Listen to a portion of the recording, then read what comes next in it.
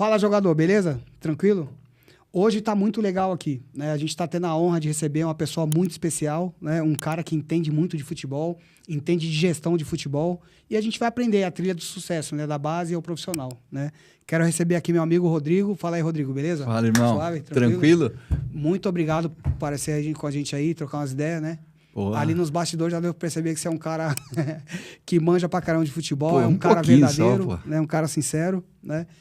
Para começar esse papo, né? Se apresenta aí, quem que é o Rodrigo? Fala quem que é o Rodrigo pra galera. Primeiro quero agradecer o convite, é uma honra estar aqui, curto pra caramba Pra nós é mais honra ainda. Essa experiência. O Rodrigo é um cara amante do futebol, como 77% dos brasileiros se declaram, se dizem amantes de futebol, né? É um cara que teve o sonho de estar no futebol ali no momento da infância e tal, e esse sonho acabou se realizando lá na frente com o Aster. Então, tive a experiência muito bacana, o Aster, né, o time que eu fundei, está aí, a gente vai falar um pouco mais sobre isso.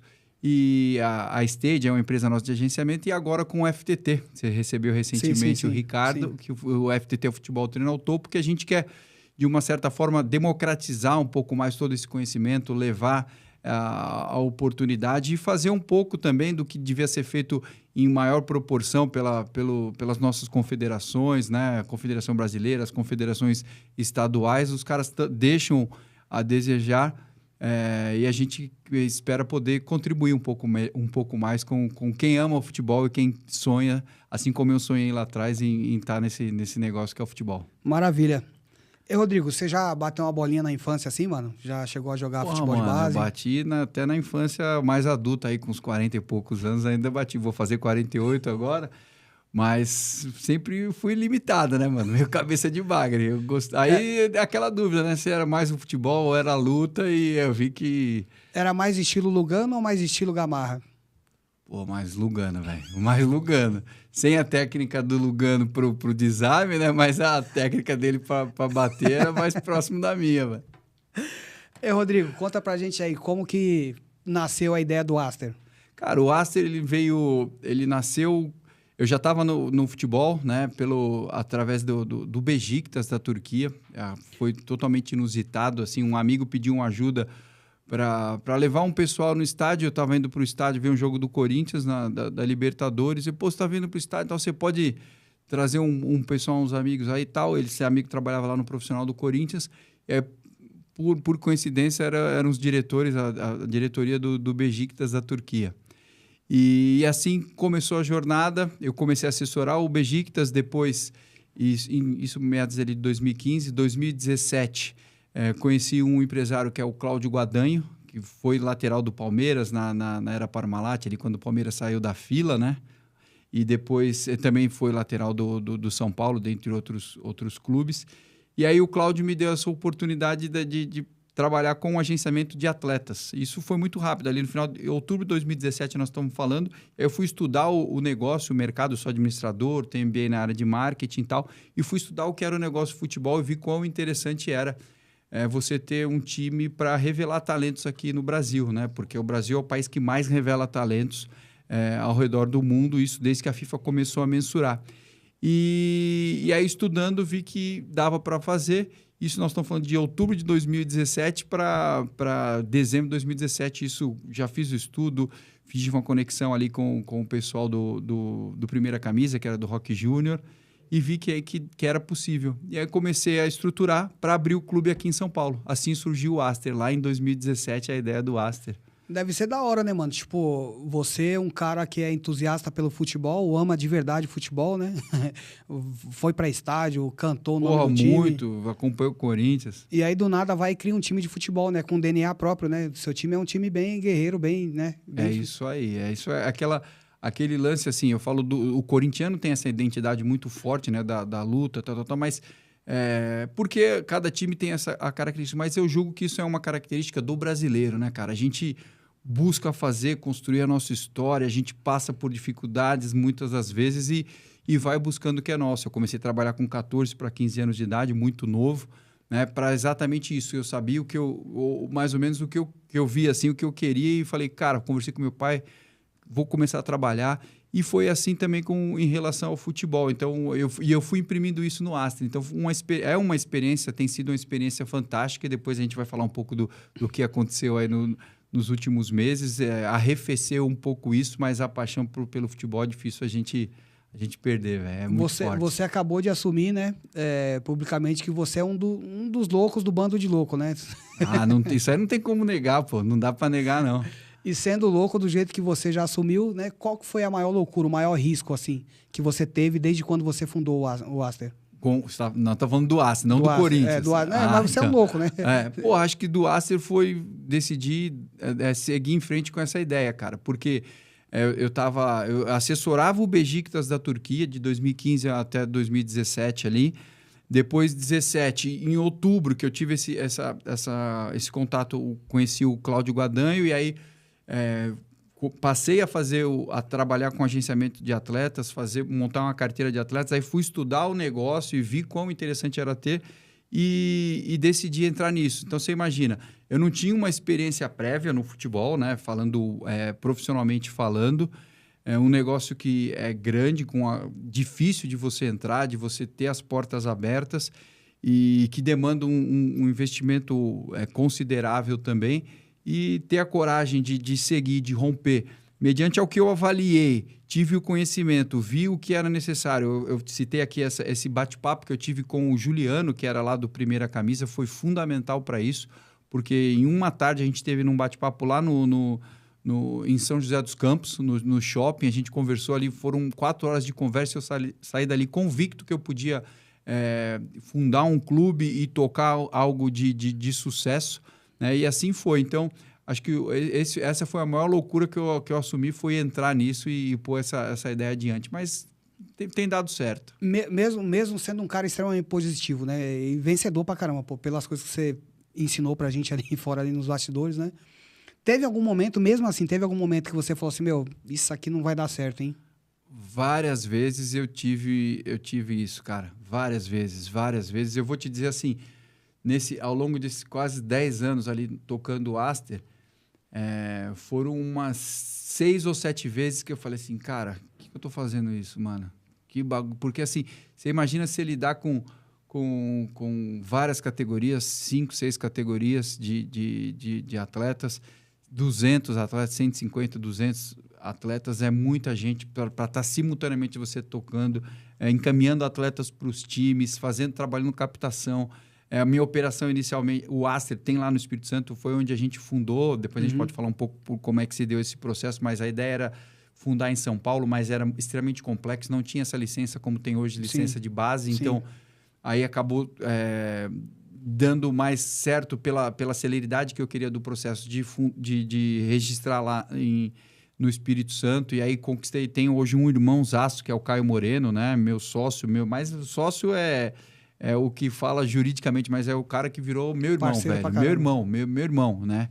Então, assim, e as coisas da vontade de Deus, mas eu tive ali cara, foi exatamente ali umas 6, 7 vezes que eu falei, cara, não sei se eu sigo em frente.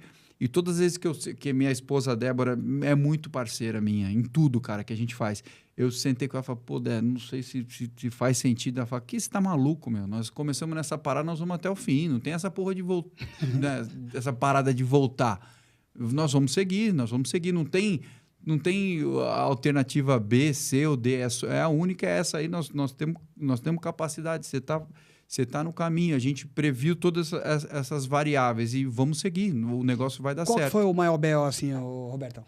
O maior BO, cara, na realidade foi agora com esse problema que eu tive em Itaquá, né, cara? A gente fez tudo que tinha que ser feito, entregou tudo que precisava entregar para quem eram os agentes envolvidos, né, os participantes, quando a gente fala os stakeholders, né, na operação, todo. E aí a gente teve um dissabor lá em Itaquá que simplesmente o município, pela administração do município, achou que a gente não devia continuar. Eles queriam tocar um projeto deles e da noite para o dia, quase que literalmente, eles disseram, não queremos mais você aqui na cidade, e assim foi. Não é que assim, vamos ter um novo projeto aqui também e os dois podem coexistir. Não, nós estamos com essa ideia e não queremos mais você aqui, que isso Caramba, não é legal. É difícil, né? Porque, pelo que eu sei, você mexeu bastante com a estrutura da cidade lá, mexeu com bastante coisa positiva lá, né? E do nada... Cara, Itaquá é uma cidade fantástica, assim, as pessoas de lá amam o futebol, tanto que tem, acho que, mais de 300 times de várzea, então a cidade respira futebol. A gente chegou e teve um resultado, assim, foi imediato. A gente começou a operação lá em 24, a gente estruturou tudo numa cidade que, pelo menos há 25 anos, não tinha futebol, né? Acho que não teve futebol profissional, tinha um time que foi registrado a um momento na federação, mas não fazia futebol pelo menos há 25, 30 anos. Então, eu fiz lá com a equipe, nós fizemos tudo, desde até trabalhar no estádio, nós trabalhamos para ajudar na reforma do estádio. O município, o que foi pontuado para a gente conseguir, o que eu combinei, eles providenciaram o que precisava, que eu não conseguia prover tudo. Sim. Né? Quando eu sentei com o prefeito, falei da minha intenção de ir para lá, ele falou, cara, eu tenho o sonho de trazer uma copinha para cá. E a gente fez isso num período de 5 meses.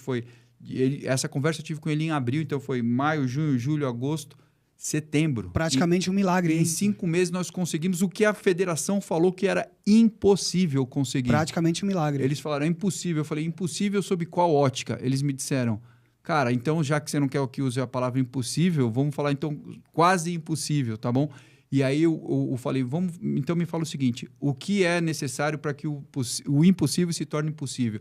E eles me passaram, eu relacionei cada item, eu tenho uma planilha com cada item do que era preciso e a gente conseguiu, eles falaram, tá, se você diz que é possível, beleza, eu sentei aí fui para o município, conversei com o prefeito, conversei com o secretário de obras, com todos os secretários que precisavam, né, para a gente, eu preciso disso aqui, se vocês entregarem isso aqui eu consigo fazer, isso só vocês podem fazer, e eles se comprometeram e eu fiz a gestão desse processo, envolvendo Secretaria de Obras, secretário de planejamento, secretário de esportes, né? Todo mundo, e sob a minha gestão e com o apoio do prefeito, a gente conseguiu entregar. Então, era o casamento perfeito. Uma cidade que fez o que precisava fazer, nós conseguimos fazer a gestão de tudo isso para viabilizar uma copinha e entregamos depois a cereja do bolo, que foi a campanha que a gente teve. Então, parecia perfeito, né? Aquele casamento que era perfeito e um dia ele acabou.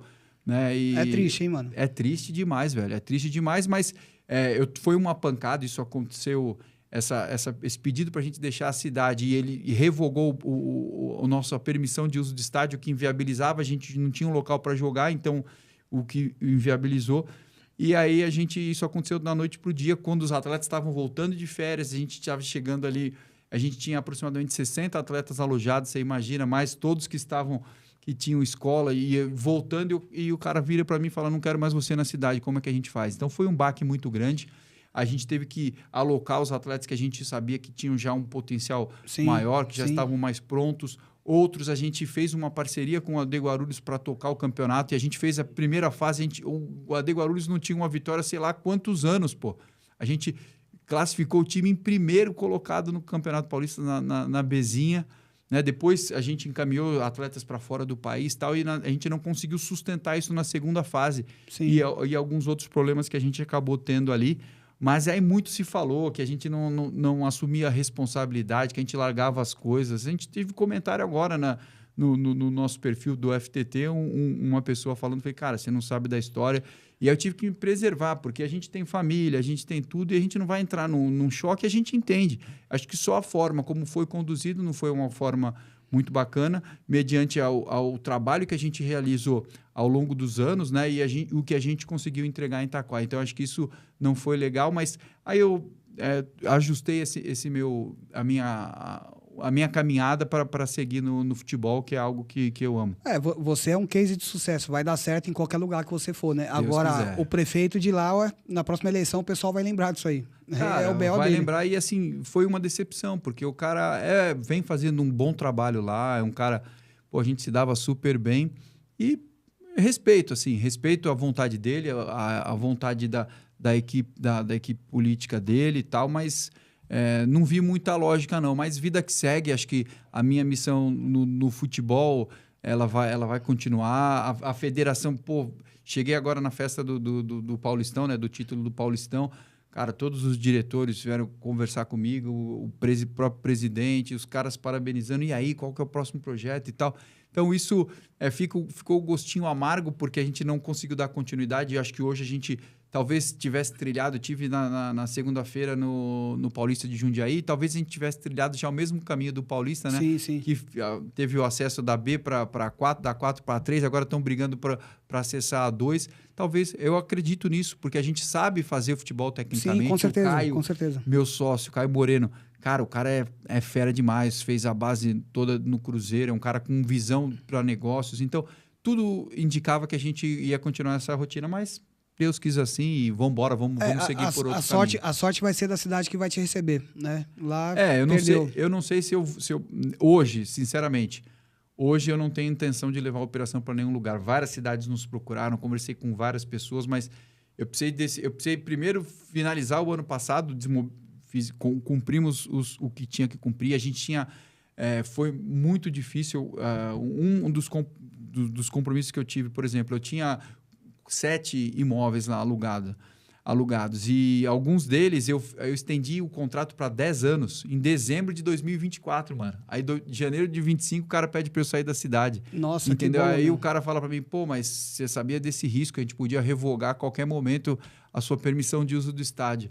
Então, assim, infelizmente é assim que a gente tem a situação política no Brasil. Esse né? é o Brasil. Então, assim, é como a gente vê, é meio que bíblico, né? Paulo já disse isso. Tudo me é lícito, mas nem tudo me convém. É lícito o cara chegar lá e revogar a permissão do estádio? É lícito. A lei faculta isso a ele. Né? Ele tem a caneta para isso. A lei orgânica do município permite isso. Mas será que convém? Será que é correto? Aí fica para cada um e está tudo certo. Realmente, legalmente ele podia fazer, mas moralmente ele pisou na bola. Aí é isso aí. Apesar dos pesares, mano, hoje, como que a gente pode definir o Aster? O que é o Aster hoje? Cara, o Aster é um time que existe e vai existir para identificar jovens talentos e gerar oportunidades. É isso, é sempre. A gente sempre foi fiel a isso. Então, a parada que até arrepia, o João Paulo do Palmeiras, ele falou para nós, pô, cara, nós jogamos contra vocês e assim, o que é legal, o Aster jogou bola. Nós enfrentamos o Palmeiras, nós jogamos bola. Nós jogamos com todos os outros, é lógico, é o Palmeiras, a geração de mais de 1 bilhão, né? Sim. Com o Estevão, com o Vitor Reis e companhia limitada, e a gente foi lá, jogou e venceu. A gente não baixou a linha aqui, esperou, achou um gol. Não, cara, a gente teve mais 2, 3 oportunidades claríssimas de gol, a gente não fez, e jogou o jogo contra o Palmeiras, cara. O Palmeiras é o maior trabalho de base que a gente tem nos últimos 5, 10 anos no Brasil, e a gente foi lá e jogou bola, e a gente sempre fez isso, a gente sempre falou, e eu sempre exigi isso dos treinadores. Não quero aqui ganhar jogo, cara. Eu quero performar bem. Eu quero formar os garotos e que eles joguem bola. Sim. E se eles jogarem bola e ganharem, ótimo, isso a gente quer, mas primeiro a gente quer isso. E a vitória é um dos itens que a gente quer, lógico, você não forma ninguém só perdendo. Mas primeiro a gente quer jogar bola. E esse é o Aster. O DNA do Aster é isso, é fazer. Eu tenho uma frase que é, minha história faço eu. Então, é que nem eu tive de sabor lá em Itaquá, beleza, foi... Mas eu vou fazer minha história, mano. Não é um agente externo que vai falar o que vai ser a minha história. Com certeza, entendeu? não pode parar. Então, esse é o DNA Aster. Como que funciona lá no Aster, mano, o processo de formação da molecada lá? O processo de formação, ele vem já da primeira etapa, que é o processo de seleção. Né? A gente teve lá, por exemplo, um processo de seleção com 6 mil inscritos, cara. E a gente fez a inscrição, foi pessoal, assim, o pessoal indo para se inscrever com ficha e tal. Né? Podia ter feito por meios digitais, mas estrategicamente a gente fez assim, e 6 mil pessoas. Então, essa é a primeira etapa para que a gente possa oportunizar. Os jovens foram avaliados. A nossa equipe tem a capacidade técnica de avaliar, de verificar o nível do atleta e com um olhar para qual é o potencial do atleta. Que é muito mais importante do que o nível que ele está.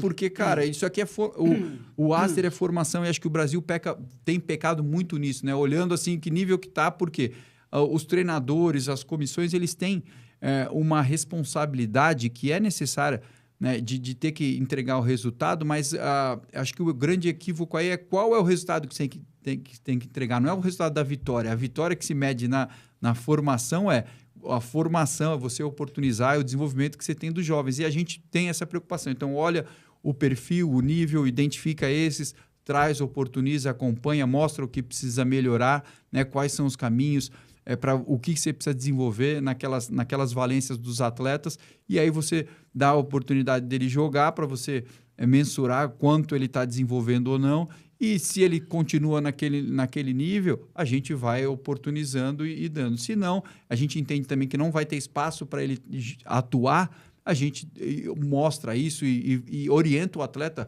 e trabalha com clubes parceiros também, porque tem um atleta que está no nível do Aster, tem um atleta que está no nível do Palmeiras, tem um atleta que está no nível de outros clubes menores, né? Não estou colocando o Aster no mesmo nível do Palmeiras, não, né? Mas faz sentido, nível superior. Faz então, sentido. precisa entender onde ele está para você poder encaminhar. E muitas das vezes os pais também não entendem isso. Então, atropela o processo e a gente procura respeitar isso. Rodrigo, você, né?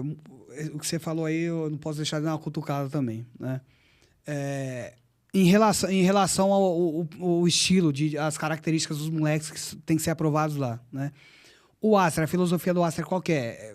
Hoje se fala muito no lance do perfil, né? Se fala muito do perfil e tal. O que para você e o Aster lá conta mais? A relação com bola ou essa parada do perfil aí, para quem não sabe aí? Cara, a parada do perfil é importante. O Aster é um time que surgiu para oportunizar jovens talentos e que talentos de verdade mesmo, que com a perspectiva de serem protagonistas na posição deles, onde quer que seja o time que eles atuem. Então, tem níveis distintos. Onde ele está, a gente vê que esse atleta é um lateral, ele tem um grande potencial, ele vai ser protagonista na lateral. Então, é isso que a gente tem do foco. Então, o perfil, para nós, primeiramente, porque o futebol ele é físico, técnico, tático e comportamental. Sim. Então, se o cara tem um perfil físico legal, um perfil comportamental legal, físico, tático, ele tem um bom entendimento, mas tecnicamente ele é fraco, ele não vai conseguir executar ali, ele não vai ter a técnica para aquilo. Então, você tem que ter o equilíbrio nisso tudo. Então, quando se fala em perfil, muitos acabam falando do perfil físico, e no nosso entendimento não é só o perfil físico, que é o que mais comumente se fala, né? Mas você tem que, no nosso entendimento, tem que haver o equilíbrio nessas 4 vertentes: físico, técnico, tático e comportamental, e você trabalhar esse desenvolvimento.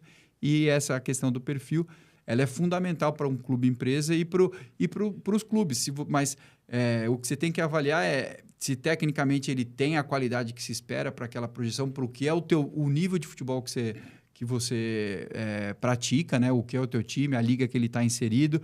E aí os outros perfis eles têm que estar alinhados. Mas hoje fala-se muito no perfil, olhando o biotipo, a parte física. Sim, por isso que eu perguntei. E não olhando os outros. Aí você tem alguns times que privilegiam isso. Por exemplo, o Santos é um time que privilegia demais a parte técnica, né? Então, você vê jogadores mais magros, mais baixos, menores, né? E tem alguns times que são dessa forma. Você tem outros times, né? O Palmeiras faz um trabalho de excelência, então ele consegue consegue aliar tudo isso daí, né? Mas você já vê o perfil dos atletas do Palmeiras já então, nesse eu nível. pergunto porque é o seguinte, mano. O que mais se comenta nas redes sociais, né? É o seguinte: levei meu filho para fazer uma avaliação em tal lugar. Mas chegou lá, ficou só com os moleques grandes. Mas meu filho detonou no treino lá e os caras não ficaram com ele, né? E aí, hoje, o que fala bastante, tem muita gente que fala do perfil, o perfil tem que ser grande, né? Inclusive, tem molecada que é pequena, né? E, às vezes, sei lá, tem uma relação um pouco melhor que os maiores com a bola, né? Aí, não sei se dá pra ver a projeção de crescimento delas, de estatura, etc, né? Mas, por exemplo, pra molecada que tá do outro lado lá vendo, lá, né? Assistindo. Hoje, moleque, de repente, não goza de uma estatura grandona, mas ele tem boa relação com a bola, né? E comprovadamente, numa avaliação do Aster, quais são as chances dele de permanecer? Cara, no Aster, a chance, se ele tem boa relação com a bola, a chance dele é enorme. Enorme, porque a gente dá tempo para o atleta. A gente dá tempo para o atleta de se desenvolver. Você tem que avaliar os outros fatores, como eu disse. E aí eu falei só de questões que eu julgo ainda que são questões técnicas, né? A parte comportamental, a parte física, tática e tal. Mas tem a parte da conduta, a postura dele no processo, né? Que é aquele aluno que... Vamos pensar que é um processo de formação. Então, o atleta que ele se dedica, ele vai tomar o devido cuidado com a alimentação, o devido cuidado com o sono dele, o descanso, né? Porque se você treina e você não se alimenta e não descansa, teu corpo não vai ter o desenvolvimento físico que você precisa. Não vai performar. Né? Você não vai performar, no final das contas, vai bater lá na frente. Então, tem que verificar tudo isso. Às vezes, você vê, nós tivemos no Aster vários casos. Nós tivemos um atleta que foi dispensado em meia copinha, cara. A gente teve atleta que, assim, em destaque, a gente estava falando ali fora, né? A Várzea hoje é um grande concorrente do futebol de base. Infelizmente, a gente vive essa realidade, né? E atleta assim, que foi grande destaque, inclusive na Copinha de 2024, quando a gente eliminou o Palmeiras. Atleta que alguns jogos foi titular, não sei se foi em todos. E no grupo de 2025 estava no grupo e a gente dispensou ele no meio da competição por conta do cara achar que não. Eu me destaquei lá e achou que a história dele ia decolar, garantir o espaço dele ali. Não, e você tem que respeitar os demais atletas. Não então, suportou o processo. Mas eu vou te dizer assim, eu tenho isso é a minha conduta. Né? O Caio também, porque o Caio foi atleta, cara. O Caio fez 9 anos na base no Cruzeiro, né? Se profissionalizou lá, jogou em Portugal e tal. E a gente zela muito por isso, né? Só que é muito difícil, porque a própria comissão às vezes é contra. Então, a gente teve alguns desafios no ano de 2024 para 2025 ali com comissão técnica e tudo mais, que a gente teve que desligar, que é difícil, porque às vezes o cara acha que agora eu ganhei, agora vai ser do meu jeito. E o jeito do cara, se funcionasse, o cara estava brilhando já faz tempo e não está, pô. Então, exatamente. É difícil às vezes o cara entender que é um todo, né? E respeitar todo mundo e respeitar o que você aponta como direção, entendeu? E nesse processo assim de formação, Rodrigo, o que os pais precisam entender assim? Cara, a primeira coisa que o pai precisa entender é que o sonho tem que ser da criança. Do atleta, da criança. E muitas das vezes você usou a palavra, né? Criança, porque a criança, a fase a criança, depois o adolescente. Então, a criança, você tem que respeitar o que a criança precisa. Né? E como criança, quer brincar, se relacionar com outros, estudar e tal. E o pai quer acelerar. O sonho é mais do pai do que da criança ou do adolescente. E aí atropela. Então, o pai não tem conhecimento, né? Para que a coisa aconteça. Se você não tem... É difícil, né? Porque se você não tem um conhecimento, como é que você vai respeitar algo que você nem conhece, que você não sabe? Então, fica complicado. E aí o pai acha que sabe, mas não sabe nada, aí faz do jeito que ele acha que é. Aí, quando ele conhece um pouquinho, ele acha que sabe mais do que os outros que estão há 20, 30 anos vivendo daquilo.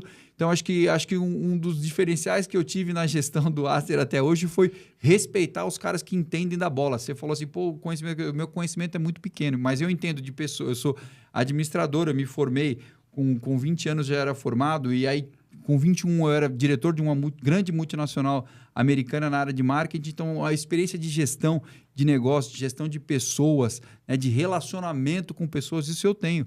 Né? E sei que você colocar as pessoas certas nas posições certas as coisas, e dar suporte para elas trabalharem, a coisa vai ficar boa. E é isso que eu faço. Agora, de futebol, tecnicamente, eu confesso que eu te digo que eu conheço muito pouco, né? E eu falo com base numa régua alta, porque eu convivo com caras que conhecem demais. Agora, se me colocar a régua comum, da média da população, aí eu conheço muito, né? Óbvio, mas tecnicamente tem caras que conhecem muito mais que eu. O que mais te incomoda assim na base, mano?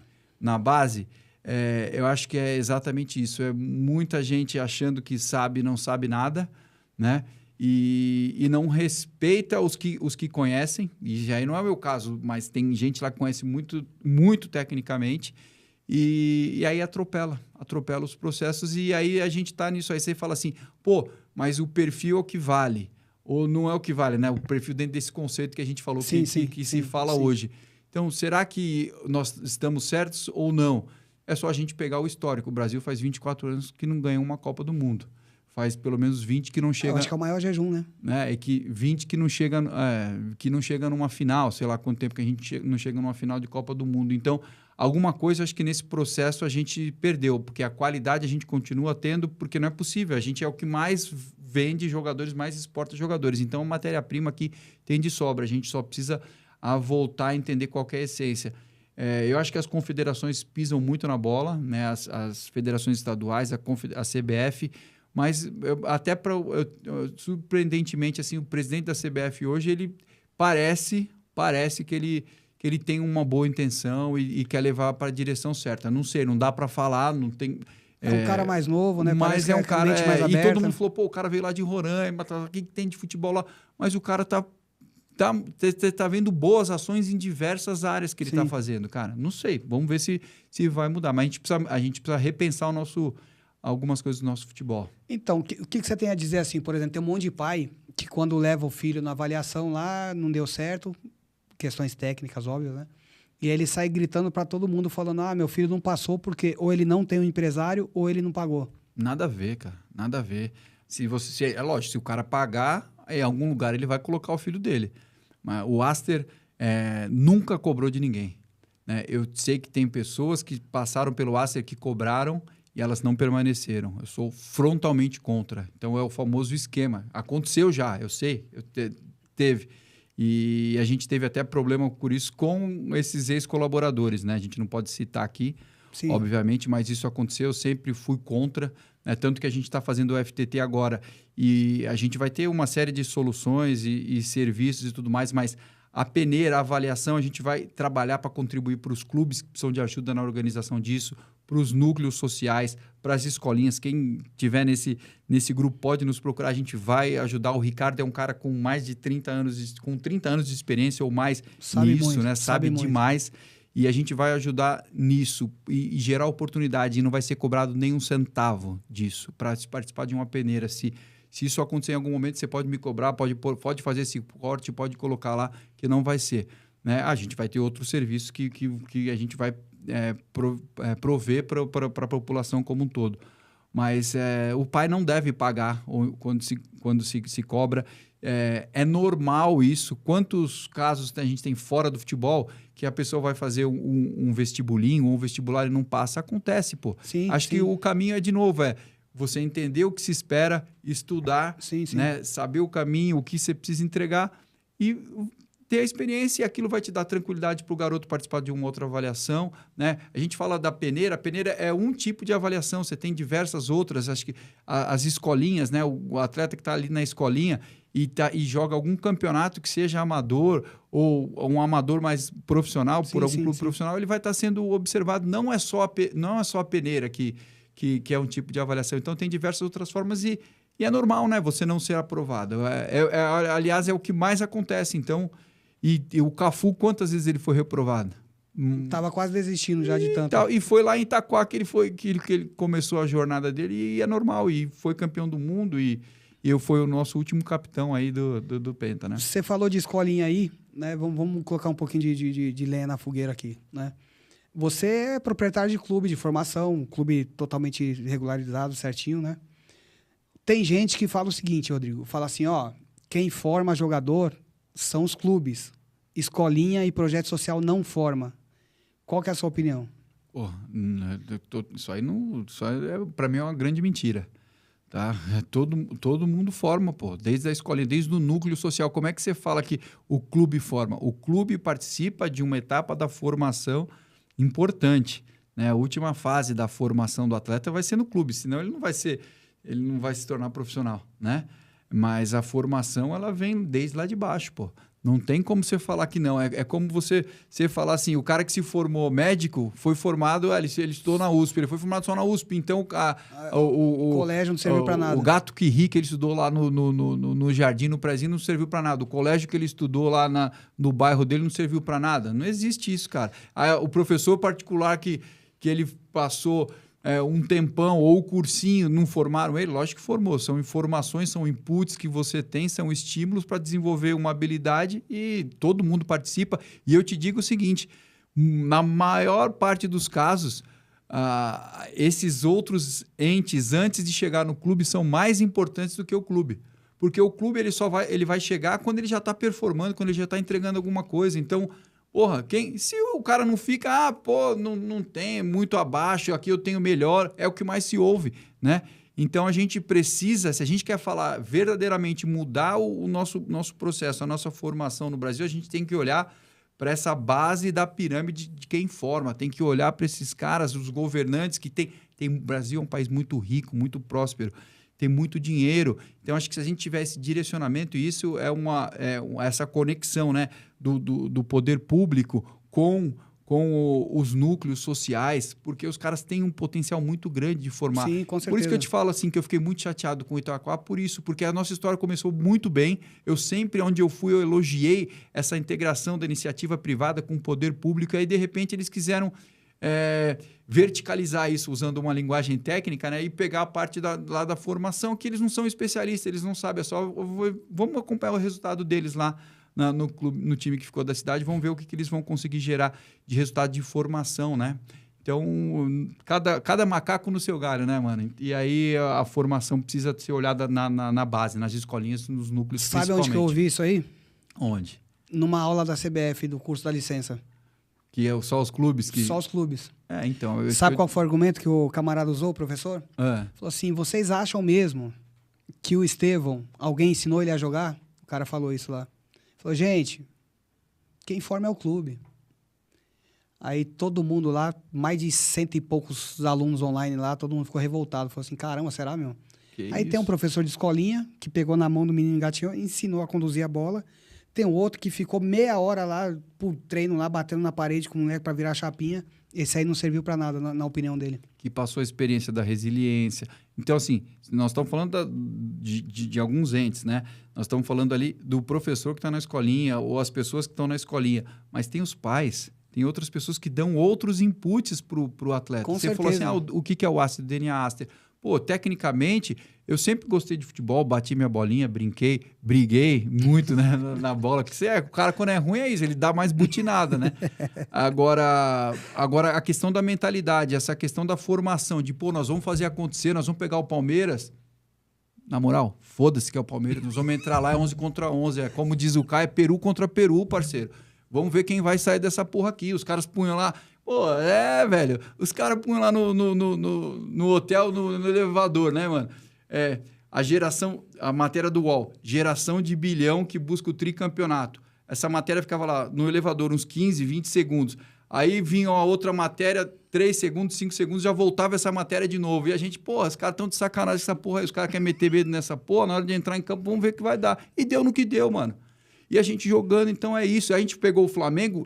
Jogou de igual. No primeiro tempo, ganhamos de 1-0 o primeiro tempo e amassamos os caras. O Flamengo praticamente não passou do meio de campo. Aí os nossos atletas acharam que, pô, tá resolvido. Não tava, velho. Principalmente numa competição dessa. Numa quarta de final, que você já não tem mais combustível. Já funilou tudo também. Olha o trabalho do Flamengo, o nível de atleta que tem. A gente não conseguiu sustentar. Mas ainda assim, tomamos um gol de escanteio, né? E foi para os pênaltis e você vê que nós conseguimos jogar, cara. Sim, sim. Né? Então, a verdade é essa, mano. A verdade é essa. Na base, assim, tipo, na formação, assim, não do Aster, né? Não tô falando do Aster. Você acha que, tipo, se vende muito a ilusão, Rodrigo? Cara, o que você diz com vende ilusão? Eu acho que vende muito ilusão, mas o que exatamente você se refere? Por exemplo, promessas são, de repente, impossíveis de se cumprir para a molecada, né? Cara, eu acho que sim. Acho que nos grandes times não é tanto. Mas o futebol, infelizmente, tem muita picaretagem, né, cara? E isso é ruim. Então, por isso que você precisa se resguardar. Por isso que eu sempre bato nessa tecla de se alguém te pede dinheiro para fazer alguma coisa... Desconfie, cara. Desconfie. Eu vou arrumar uma oportunidade para o seu filho ali. Você vai ter que pagar alguma coisa. Vai pagar o quê? Você vai pagar um ônibus para ele sair do interior lá da cidade para ir na capital para fazer uma avaliação, uma alimentação, uma hospedagem, ok, é um custo que vai ter, quem vai pagar esse custo? Com certeza. Normal. Agora, você vai lá para você poder participar da avaliação, pagar uma taxa lá, ou para o seu filho entrar no time, vai pagar. Meu, não adianta, vai pagar, depois não vai sustentar. Se o moleque não tiver qualidade, não vai sustentar. Então, não adianta você comprar uma ilusão, esse tipo de ilusão se vende, sim, no futebol, em todos os níveis. Desde o clube mais simples até os maiores, entendeu? Então, tem que se tomar cuidado com isso. Por isso que eu bato nessa tecla de o conhecimento. Conhecereis a verdade e a verdade vos libertará. Então, é tudo muito simples e um cara que passou por aí há 2000 anos, ele já deixou essa lição para a gente e vale para quase tudo que a gente quiser aplicar aqui. É o manual do procedimento do mundo, né? Desses moleques aí, mano, o que impede eles, assim, de chegar lá, Rodrigo? Cara, eu acho que não é, acho que o que mais possibilita o moleque chegar ou ficar pelo caminho, considerando que eles têm a capacidade técnica e o desenvolvimento, o nível técnico necessário, pensando naquelas vertentes que eu te falei, acho que é o mental, mano, o comportamental. O cara aguentar o processo, ter resiliência para aquilo, ter dedicação, disciplina, é o que vai diferenciar. É por isso que, às vezes, um cara extremamente talentoso fica pelo caminho e outro que tem um pouco menos de nível técnico, mas tem um bom nível físico, tem o entendimento do jogo, né? E tem intensidade e tal, e o mental para você suportar todo esse processo. Acho que é o que faz o cara ficar ou seguir em frente, considerando que ambos têm a capacidade técnica para chegar. É o que diferencia, é a dedicação, é quanto o cara quer. Por isso que eu falo aquele lance de quem é o sonho. E eu falo com os nossos atletas, né? Quando eu vou falar, tá, de quem é o sonho? A escolha que você está fazendo é condizente com a escolha maior que você fez do teu sonho? Porque não fui eu que escolhi ser jogador de futebol profissional. Eu nunca escolhi isso, porque eu via que eu não tinha capacidade, entendeu? Eu gostaria de ser, mas nunca tentei porque não tinha nada a ver, não tinha capacidade para aquilo. Né? Agora, o garoto que está ali, está numa categoria de base, está buscando, ainda não chegou num clube, num trabalho profissional, estrutura profissional, né, de base, mas está ali tentando. Você escolheu aquilo, então quais são as outras escolhas? Você está cuidando da tua alimentação, você está dormindo, você está descansando, você está trabalhando, fazendo o aprimoramento técnico, você está fazendo academia, tá no tempo certo também. Não adianta pôr um moleque com 10 anos de idade, 9 anos de idade para fazer academia. Eu não sou especialista na parte de fisiologia, sim. Mas tem muito pai que quer fazer isso, tá? Tem pai que tira o moleque da escola, que dá 3 treinos por dia, à noite vai pra escolinha, na outra vai no projeto. Aí quando o moleque chega com 15 anos, já acontece, o moleque não quer mais saber de futebol. Perdeu a infância. E aí, então, essa questão é importante, né? De ser, as escolhas dele serem condizentes com a escolha maior, que é de se tornar jogador de futebol. Se isso não tiver alinhado, irmão, já é dificílimo o cara chegar. Aí se torna 1000 vezes mais difícil. A gente falou aqui, né? Na verdade, você falou assim do acontecido lá no município lá, né? Que é difícil uma operação de um clube do tamanho do Aster e tal, que joga competições primorosas. Qual que é o custo, Rodrigo, hoje, para se manter o Aster?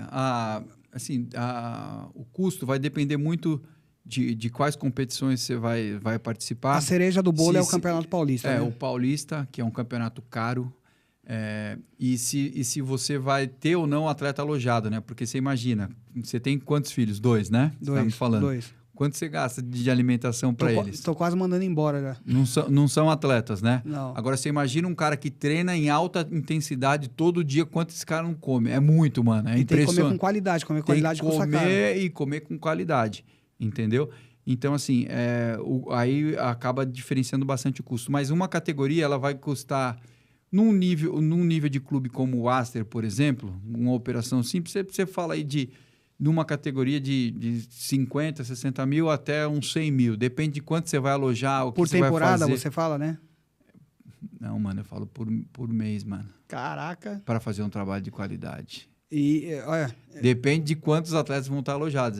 Mano, é caro para você fazer. Você não chega para jogar contra o Palmeiras se não tem como. Se você não tiver um investimento em várias frentes, inclusive financeiro, para você alimentar o garoto. Sem combustível, o carro não anda, velho. E uma partida assim do Campeonato Paulista? Imagina que você é o mandante, né?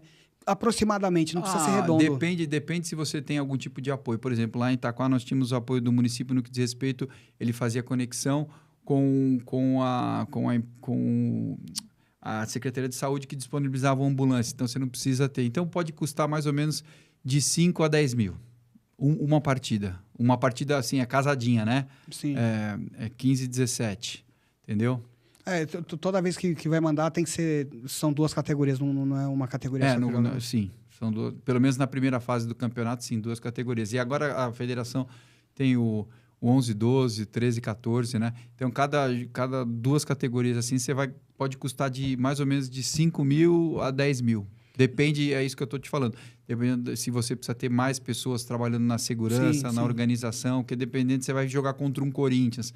Você tem que ter uma infra um pouco maior, porque entendeu? Recebe um público maior. E aí eu estou te falando assim, porque você tem, no caso do Aster, aí você vai ter algum alimento, você tem um preparo pré-jogo, durante o jogo, né? Ali no intervalo, pós-jogo. Então, é mais ou menos isso. Depois De tudo dentro da operação, assim, qual que é o mais salgado deles, Rodrigo? O custo mais alto, se você aloja, sem dúvida, é o custo da alimentação. Cada cara. criança, assim, tem uma métrica mais ou menos de quanto que custa mensal? De alimentação? É para manter uma criança alojada, cada atleta. Cara, vamos falar assim, o custo de um atleta alojado, você vai colocar aí de R$1.500 a R$2.000 um atleta.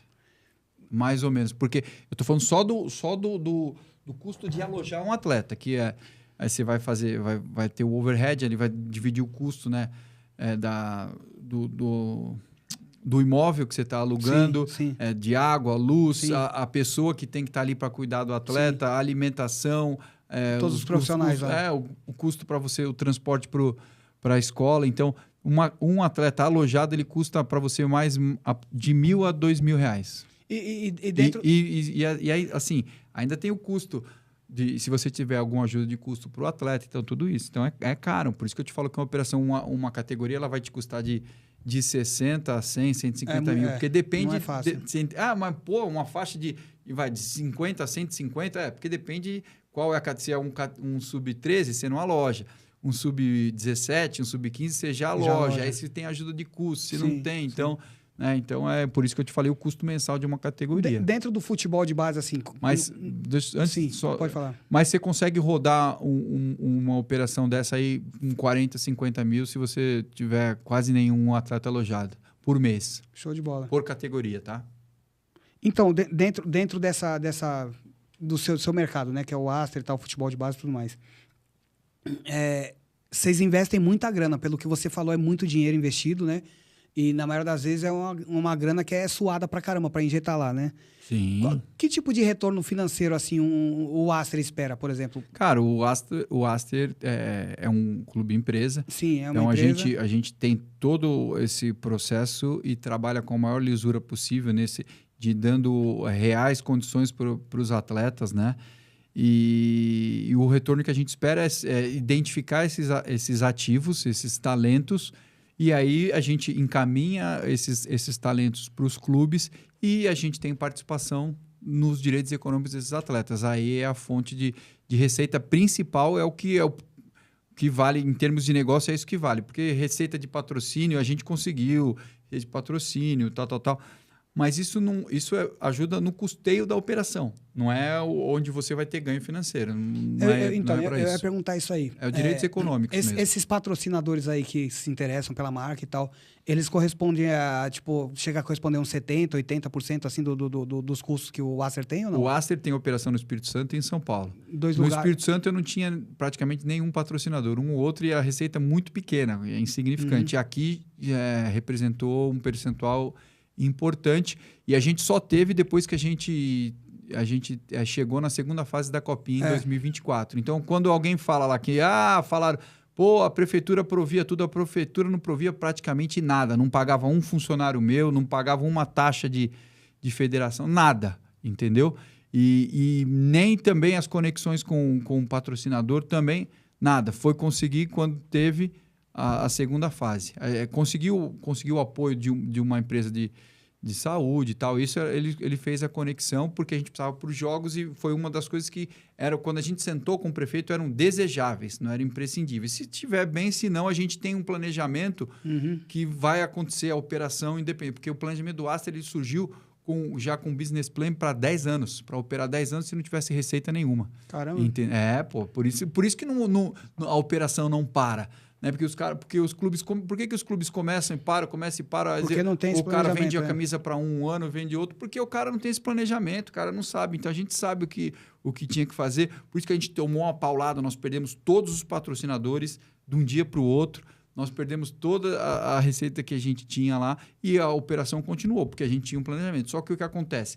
A continuidade em São Paulo está em stand-by, porque eu nem sei se eu quero retomar a operação em São Paulo, cara. Foi uma paulada muito grande. Aí eu corro o risco de ir para um outro município, chega lá, o cara revoga de novo. Faz a mesma coisa. Precisa ter uma segurança jurídica. Aí não tem segurança jurídica, porque aí você tem que construir um estádio, você tem que fazer um monte de coisa que Hoje eu não tive nem ânimo de tocar. E acho que o Aster eu fico limitado por categoria, 30, 35 atletas. Então, vamos dizer que eu trabalho 5 categorias, eu tenho ali 150, 200 atletas sendo trabalhados.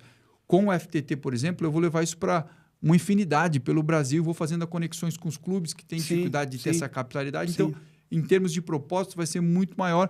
E eu já tenho, a gente já identificou, a gente tem vários ativos aí rodando, os garotos com grande potencial. Quem nos segue vê os atletas que têm ali uma evidência, estão em evidência e, tá... Essa parte do que a gente investiu financeiramente, o retorno é médio e longo prazo, isso meio que tá garantido de acontecer, graças a Deus, pelo volume de atletas que a gente tem. Agora, novas gerações fazendo investimento direto no Aster, eu não sei se eu vou fazer de novo, sinceramente, eu não sei. Algumas pessoas me procuraram para continuar tocando a operação, até para oportunizar, eu ouço os caras e assim, se alguém me apresentar um projeto que quer tocar e quer até uma expertise nossa, a gente dá esse suporte. Mas eu diretamente estar envolvido no dia a dia da operação e fazendo investimento, eu acho que eu não vou fazer, não sei se eu faço de novo não, cara, sinceramente. Imagino. Tá. Além do futebol, assim, o Aster trabalha alguma questão social, assim, da molecada, Rodrigo? Cara, a questão social, o nosso trabalho, ele envolve esse aspecto social. Nós tivemos diversos atletas que não tinham condição. Eu tive um problema sério em 2024, quando a gente foi campeão da Copinha, a gente delegou porque a gente já tem esse hábito, mas a gente se afastou um pouco da operação ali, de cada etapa, cada processo da operação, porque a gente teve um encaminhamento de 17 atletas. Foram 17 atletas encaminhados no pós-Copinha. Então, você imagina o que isso demanda de ação em termos de você encaminhar o atleta local, o atleta contrato, você vê, é muito trabalho. Para, tipo assim, tudo num período de 30 a 40 dias, o atleta tem que estar numa outra cidade, num outro clube jogando. Então, você tem que apresentar atleta, você tem que ver contrato, você tem que negociar. E a gente delegou. Nesse momento, a gente teve problemas. A gente perdeu um pouco o controle e para retomar, tanto que assim, quando a gente começou o Campeonato Paulista, a gente começou com um grupo. No Campeonato Paulista, ao longo da primeira fase do Sub-20, a gente desligou 16 atletas. Porque aí, cara, você abre brecha para os caras fazerem, de repente, o que quer. E se você não consegue... Não é que a gente não olhou porque a gente não queria, que a gente foi passear. Não, mano, é porque você está trabalhando, você precisa... Aí a tua operação demanda a tua atenção em outro momento, em outra fase, com outro foco. A gente faz quando a gente for olhar, porra, como é que o bagulho bagunçou todo assim em 2 meses, mano? E aí, pra você fazer, você entendeu? Mas vida que segue, esse é o desafio. E é quando eu olho isso e vejo assim, eu consigo hoje ajudar muito mais gente e oportunizar, colocar no mercado de trabalho, né? Que eu vejo assim, centenas, milhares de atletas fazendo as conexões, utilizando as relações que eu tenho, oportunizando realmente para os jovens, eu vou ter um impacto muito maior. Então, não faz muito sentido. E economicamente, financeiramente falando, eu já construí o que eu precisava construir, já tem lá, a gente tem um braço de agenciamento. Então, eu tô assim, meu olho está brilhando nisso aí, cara. Eu tô com tesão nisso aí. Que tipo de comportamento você acha que elimina mais talento? Acho que a falta do comprometimento com a escolha principal dele, que é dele se tornar jogador de futebol. E aí o moleque não faz aquilo que a gente fala. Eu tenho uma festa no final de semana, eu vou na festa. Eu vou chegar um pouco, vou chegar meia-noite. Mas não dá, mas amanhã tem jogo 9 horas. Você não tinha vai que estar dormir bem. Não vai dormir, velho, esquece. O moleque chegou em casa, vou chegar às 11. Não vai dormir, esquece, pô. Entendeu? E aí não vai performar. Aí ele perde espaço, mas ele é um craque. E assim, craques são poucos, né? Mas ele tem uma qualidade muito alta, ele sabe que ele é melhor que o do que está jogando. Aí ele acha que o treinador está de sacanagem, mas você não está performando, você não fez o que tinha que fazer, velho. Então, essa falta de comprometimento com a tua escolha maior é o que eu falo, é o que mais elimina as pessoas do caminho de alcançar o sonho delas, seja no futebol ou qualquer outro lugar. Porque se você tem comprometimento, você vai se aprimorar, você vai buscar conhecimento, entendimento, e vai se dedicar, vai se disciplinar e vai estar pronto para passar por esses momentos de dificuldade, né? E vai seguir, e assim, fatalmente você vai conseguir chegar. Porque o futebol ele tem vários níveis, né, cara? Você tem diversas divisões, você tem o Brasil, você tem o mundo inteiro que você pode aplicar. Então, se você conciliar tudo isso, você vai ter seu espaço, você pode ter. O que você acha que falta no Brasil para melhorar na base? Acho que o principal, que é eu penso é em relação ao que pode gerar de impacto, mas é a boa intenção e a capacidade técnica, principalmente das federações, das federações estaduais, da Confederação Brasileira, que parece que está fazendo um movimento que pode ser que mude alguma coisa, ainda é cedo, mas a gente já tem visto isso em várias coisas, e dos grandes clubes, né, cara? Porque e aí a gente tem um equívoco enorme, é que quando você está dentro da CBF, e a CBF fala para você que quem informa são os clubes, os grandes clubes. Aí acabou tudo, porque grandes clubes tem quantos, cara? Quantos grandes clubes tem no Brasil? Se você vai pegar 20 por divisão, vamos falar em 3 divisões, 60 clubes, são 60 clubes. O Brasil tem mais de 8... quando eu fiz o Business Plan, tinha 780 clubes em 2017. Hoje deve ter mais de 800, porque foram abertos vários clubes. Então, assim, como é que num universo de 800 clubes você vai ter 80 que formam? Não tem, essa conta não fecha. Então, o entendimento tem que ser outro. O cara tem que olhar e falar assim, cara, eu faço um trabalho aqui que eu sou a última parte, eu é que dou aperfeiçoamento, eu que sou...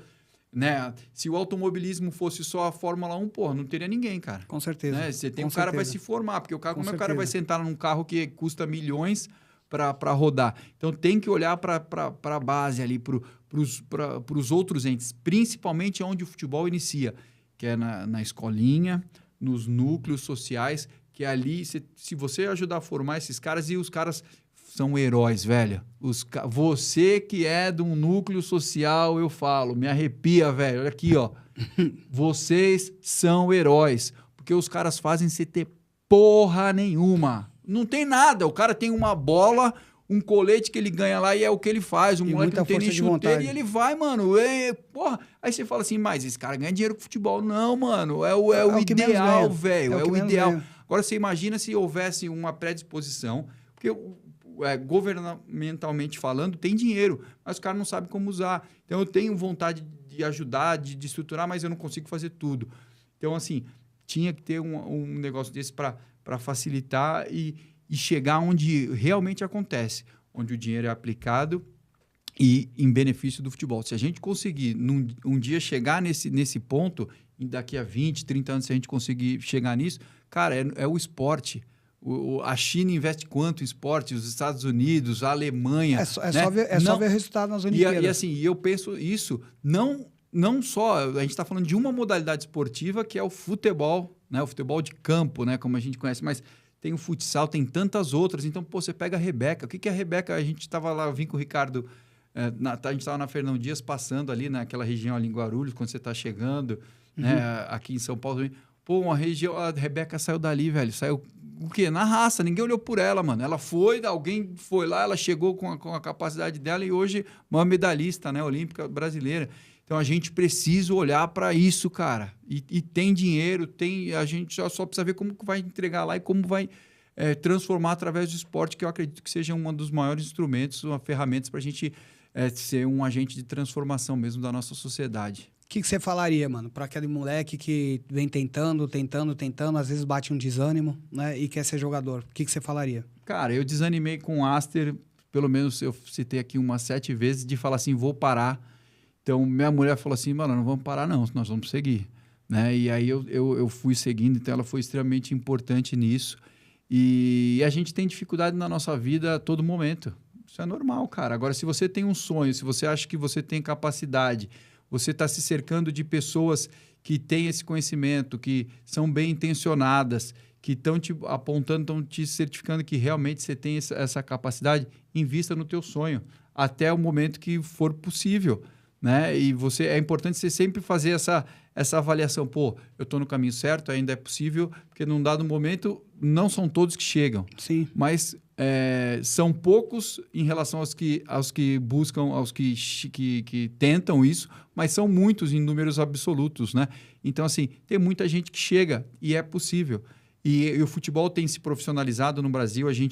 Acho que a gente precisa ajustar ainda quais são os valores como sociedade, como pessoa. Mas hoje é inegável que o futebol, falando sob o ponto de vista de negócio e profissionalmente falando, está muito melhor estruturado. A gente vai precisar ainda encontrar um equilíbrio entre o futebol como como negócio, né? E tudo que envolve em termos de profissionais que atuam e quem faz o futebol, que hoje, por exemplo, não se tem valor quem jogou, né, cara? Tem valor o cara que estudou, tá? O acadêmico. Eu acho que você tem que conciliar todos. Mas você que é jovem e tem esse sonho, seja no futebol ou qualquer outro, siga. É possível. É possível. Se você tiver alguém te avaliando tecnicamente, dizendo que você tem potencial, vá, invista e dê tempo ao tempo. Sim. A formação no Brasil, via de regra, ela acontece até os 20. É difícil você entrar com 20, mas não tem uma idade exata. Sim. Do cara o garoto que começa com 6, 7 anos de idade até os 17, 18, Sim. ele pode chegar. No Arsenal nós tivemos casos lá, cara, o JV, por exemplo, que a gente chegou, o cara, ele passou por alguns clubes de base, foi lá, teve a oportunidade, foi titular no Aston, tá rodando, os moleques estão jogando, tem vários casos. Então, é possível, acredite, mas você tem que se dedicar. A sua escolha maior, que é ser jogador de futebol, ela tem que ser... As demais escolhas têm que ser condizentes com essa maior. Se não forem, cara, aí a gente já falou quais são esses pontos, esquece, você não vai chegar, porque é muito difícil. E muita gente quer isso. Mano, agora é o seguinte, você é um cara que não pipoca, já deu pra saber, né? Um cara que fala bem e fala o que pensa, né? Imagina um cenário, final de Copa do Mundo, o pau pegando dentro de campo, e aí sai um quebra-pau lá. Quem que você chama pra te ajudar, o Júnior Baiano ou o Luiz Fabiano? Porra, mano, quebra-pau? É.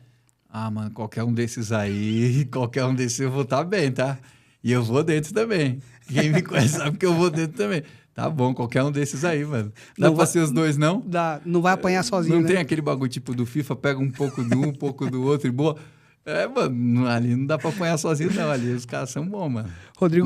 Mas eu vou te falar assim, eu tenho 40, eu vou fazer 48, eu sou fãzaço do Luiz Fabiano, mano. Eu queria ter visto ele jogar no Corinthians. Acho que ele até devia ser corintiano. Ele tem meio a alma do corintiano. Todo mundo né, falava que ele tinha a cara do Corinthians, né? Porra, mano. Queria ter visto esse cara no Corinthians. O Júnior eu também sou muito fã dele, mano, do Júnior Baiano. Mas o Luiz Fabiano...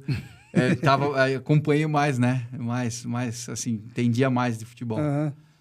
Sou fã Cara, dele. agradeço pra caramba a sua visita aí, mano. Foi um papo da hora, né? Aprendi bastante com você aqui no podcast e nos bastidores também. Né? Cara... Dá pra ver que você é um cara de bom coração, né? Mano, de verdade, eu acredito que você vai fazer muito pelo futebol ainda. Não sei se pelo Aster, não sei se pelo projeto novo que você tá, né? Mas dá pra ver que você é um cara legal e com boa intenção, né? Inclusive, deixa contato aí, fala do seu projeto novo aí, pode cara, escancarar aí. Tem a camisa do Aster, da camisa, da peita, né? A peita, minha filha é palmeirense. Cara, eu sou corintiano fanático. Minha mulher é palmeirense fanática. Meu moleque é corintiano, mas não gosta de futebol. E a minha filha é palmeirense, velho. E aí eu fico com a música do meio, a peita do Coringão. Daí eu ponho essa música direto no carro, tá ligado? Ela fica puta. Tá aqui a peita do Aster, mas... Alexia, a peita mesmo é do Coringão, tá, Alexia? Netflix, faz a boa aqui, por favor. Irmão, isso aqui é só um singelo... Você tá maluco, presente pra você, mas isso aqui representa muito, tá, mano? Chegar nisso aqui... para um cara que não era do futebol, que é um meio fechado pra cacete e fazer o que a gente fez. Acho que é por isso que essa sensação de, cara, eu realizei, mano. No futebol eu realizei e eu como corintiano, porra, uma honra, mano. Peguei o Palmeiras e eliminei o Palmeiras de Palmeiras ser tricampeão da Copinha, velho. Vinha com 19 vitórias consecutivas, é muito. E aqui, ó, é um pouco disso. Representa um maior carinho pra você, cara, mano. Eu agradeço simples, pra caramba de verdade. Tá no coração. Essa aqui vai ser eterna, cara. Vai ser eterna mesmo. Putz, camisa bonita e ficou bonita, não ficou? Simples, mano. Como eu falo, tem que ser simples. É um tecido legal, o emblema... Pô, simples, não precisa de nada... Obrigado, cara. Obrigado mesmo. Obrigado pela oportunidade, irmão. A gente está com o projeto do FTT, Futebol Treino ao Topo. A comunicação principal está através do meu perfil, porque eu quero o principal, né? Então, é FTT, Rodrigo Duarte, FTT, Futebol Treino ao Topo. E tem também a página já do FTT, né? Futebol Treino ao Topo. E a do Aster, que a gente vai postando algumas coisinhas lá também para ativar. Mas o Aster está nesse momento de transição. Mas o que é o propósito dele não vai morrer nunca. E a gente continua no Espírito Santo. O pessoal da Factory, que é do Caio, que a gente começou a nossa história juntos. O Caio está morando em Portugal, meu sócio. Hoje roda o mundo aí, né? E a gente já tem alguns atletas já para despontar.